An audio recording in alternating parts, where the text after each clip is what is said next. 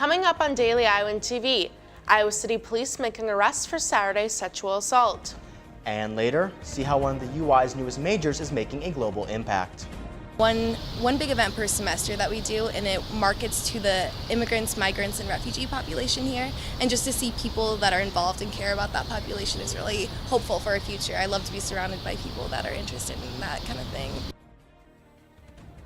Our very own Jacob Senstad sat down with two sisters on the Iowa soccer team. And we take a look at how refs in flag football handle their tough job. Hot weather will stay with us more. I will tell you more about it in weather. All that and more coming your way. Daily Iowan TV starts now.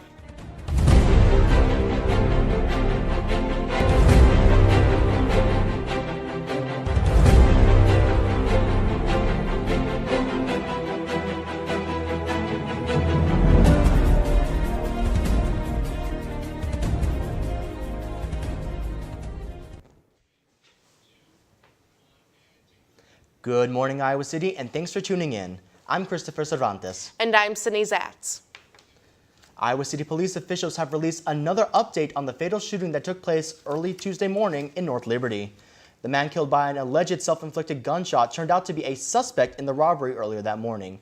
At around 12:30 a.m., 21-year-old Darian Bradley was involved in an Iowa City robbery near Center Street and Davenport Street.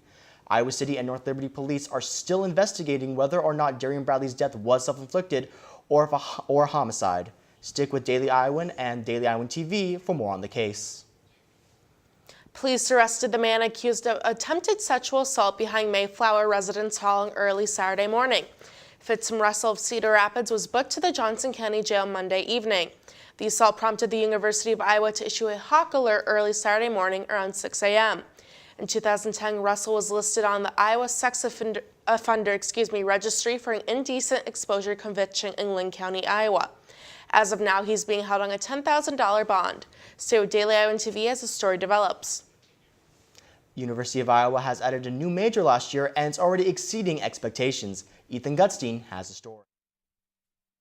This fall marks 1 year since the Global Health Studies became an official major. Located in Schaeffer Hall and beginning as a certificate, the College of Liberal Arts and Sciences felt there was enough interest in global health to create a major and minor. After one semester, there were around 40 declared majors, but that was only just the start. Current director of the major, Professor Mariola Espinoza, could never have expected the major to grow so quickly. Right now this spring, I was surprised that we have about 93 majors the last time I checked, and for a program that is not a department, that's pretty impressive, so we're very excited. Through the certificate, students in the past have gone to help communities in Mexico, Costa Rica, and the Gambia, just to name a few places. Global Health Studies major and co-president of UI Global Health Club, Hannah Dimas, speaks about the importance of her major and the club. It's really refreshing to be surrounded by those people because I know I'm surrounded by the future leaders that are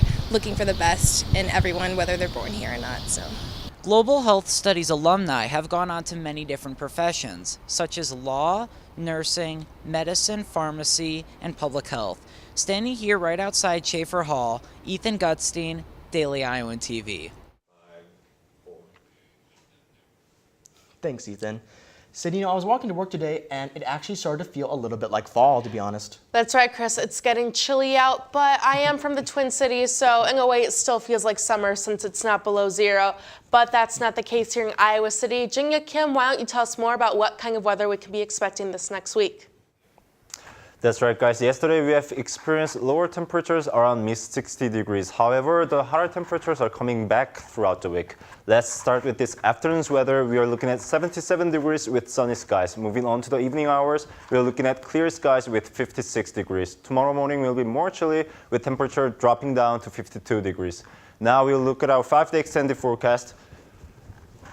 We're looking at sunny skies on Friday and subsequently partly cloudy skies on Saturday. On these 2 days, we will have the highest of around the 70s. Also, you should prepare to warm yourself in the morning and evening with the temperature dropping down to below 60 degrees.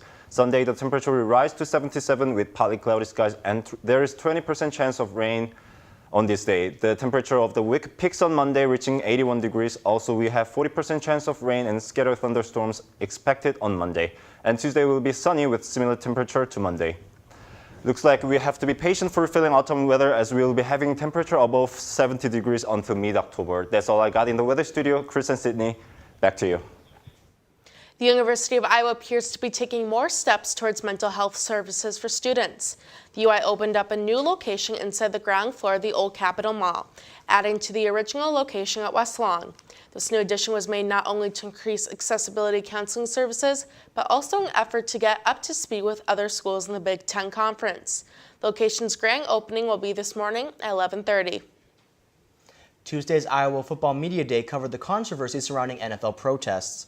During the news conference, Iowa football head coach Kirk Ferentz offered his take on kneeling during the national anthem. When asked about the crossover between sports and politics, he stated, quote, "This is the one time we put everything aside. We all dress alike, act alike, and we're trying to do the same thing. Whatever they do on campus is great as long as it's not illegal or immoral. I'm all for it." End quote. Later in the conference, when asked if he would support athletes taking a knee, he then said, quote, "I'd ask them to do it on their own time, probably use a platform where maybe it could make a difference," end quote. You can read more on Coach Ferentz's comments on today's edition of the paper and during tomorrow's pregame show with Mary-Kate Harrion and Zach Mackey. You know, Sydney, that's one good thing about living in Iowa City. There is no shortage of football stories here. That's right, Chris. Let's not forget about all the other Hawkeye sports. Taylor, Natalie, why don't you tell us more? I don't know about you guys, but I know that I am so excited for yet another Saturday of Hawkeye football. Yeah, I'm really excited to see how Iowa's going to play this weekend, but let's take a look at flag football. Well, so far in this flag football season, there have been many questionable calls that have gotten Iowa fans furious at the officials. Alec took a look at officiating on the student level to get a look at the pressures a referee faces on a smaller scale. The intramural football season is underway, and students from all over the university are all out trying to win it all in intramural flag football. And with men's, women's, co-rec, and fraternity leagues, some people have to maintain order when tensions get high. You know, if you just pull out the flag, throw it up in the air, that gets them to be quiet real quick, but no, I'm just kidding. Meet the intramural refs, a team of students whose job is to officiate all the many intramural sports offered by the university.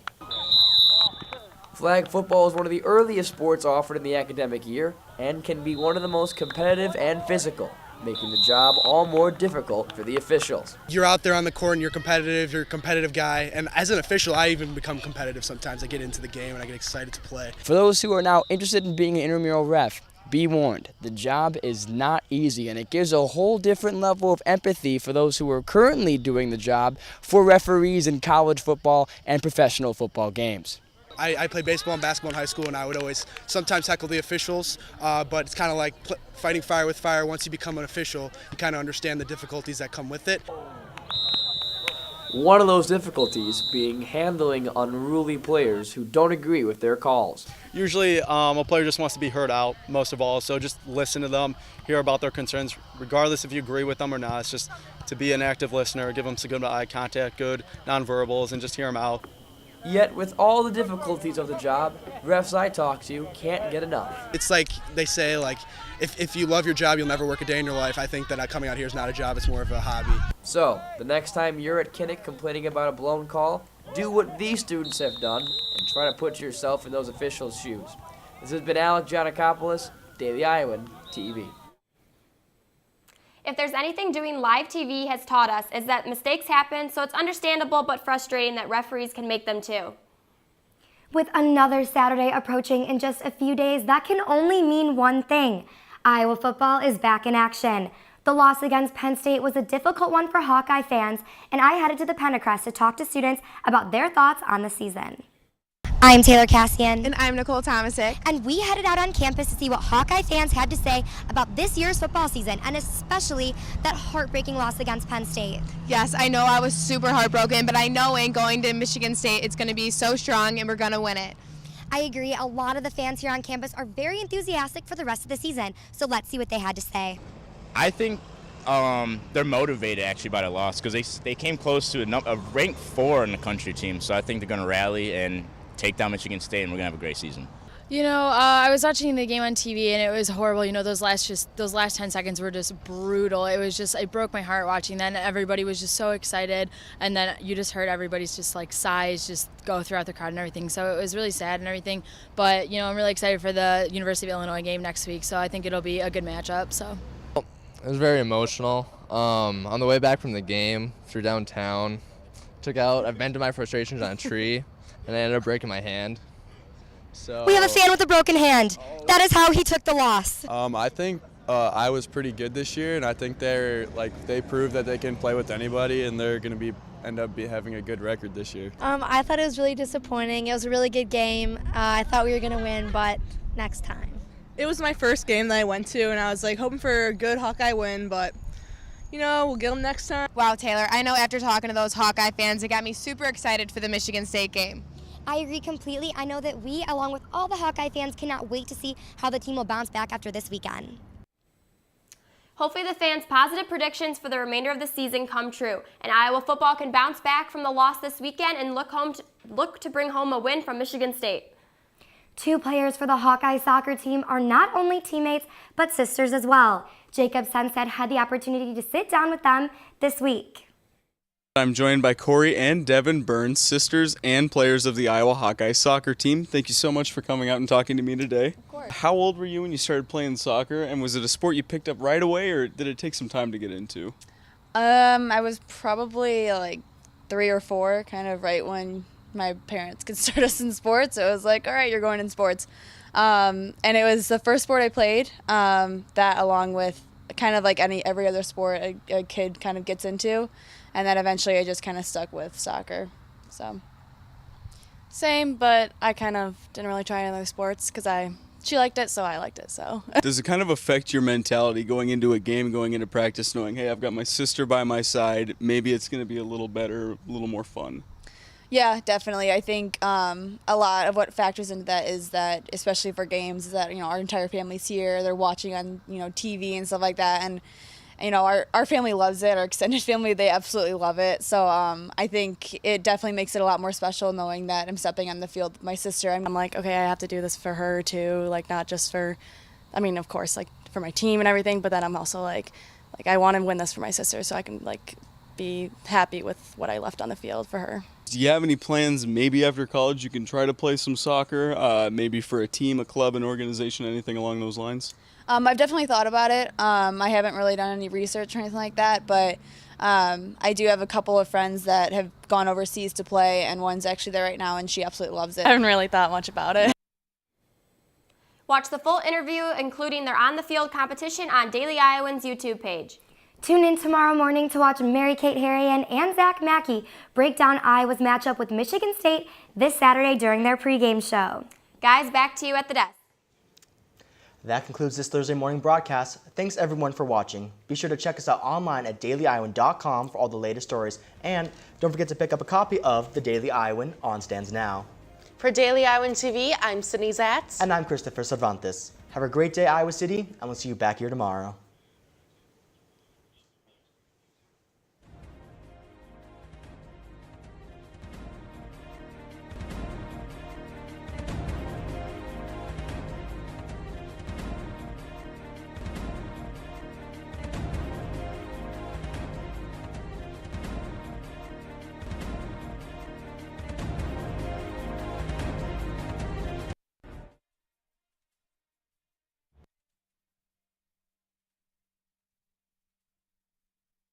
Breaking down barriers long before we knew they existed.